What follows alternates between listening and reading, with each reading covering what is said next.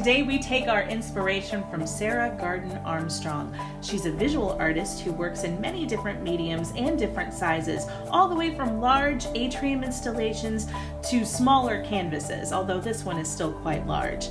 This piece is entitled Murmuring Landscape 5. This is a pigment and fiber on canvas, and of course fiber is just another word for fabric.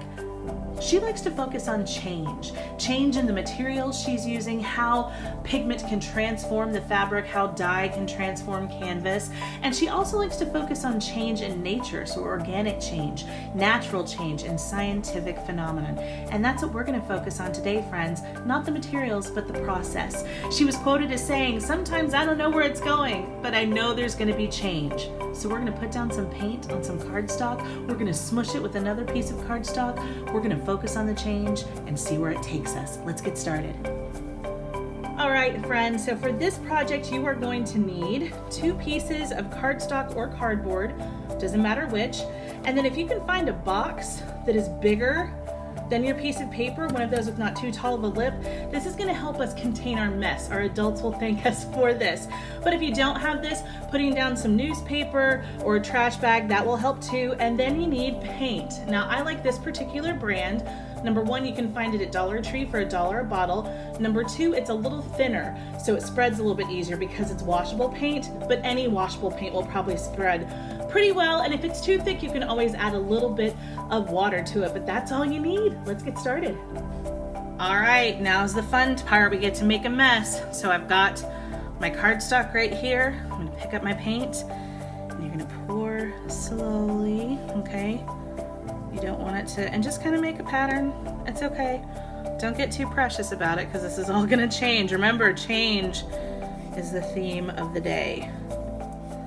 And I find that the farther away you are, kind of the thinner, but see, look at that, dropped. Aren't we so glad that we have our cardboard box so our adults won't be sad? Now the pink, for some reason, is a little thicker. That's okay, I'm just gonna kind of bloop it. And I like overlapping the colors because again, I want to see how they're going to change. And then the yellow, and the yellow's a little thicker too. That's okay. And then we're gonna put a little bit of white. And then we're gonna see what happens. I said we were gonna make a mess last time, now we're really going to. So you're gonna take another piece of cardstock or a piece of cardboard and you're going to carefully lay it on top of your piece and then very carefully smoosh it. Now if you notice when I was pouring the paint, I did try to keep it in the middle, and that's because of the smooshing process, because this way I won't have any bleed. I have to pull up. Now I cannot do this one-handed. Miss Brooke is holding the camera, so I'm gonna pull it apart and then I'll show you what it looks like. And there it is. Isn't that cool?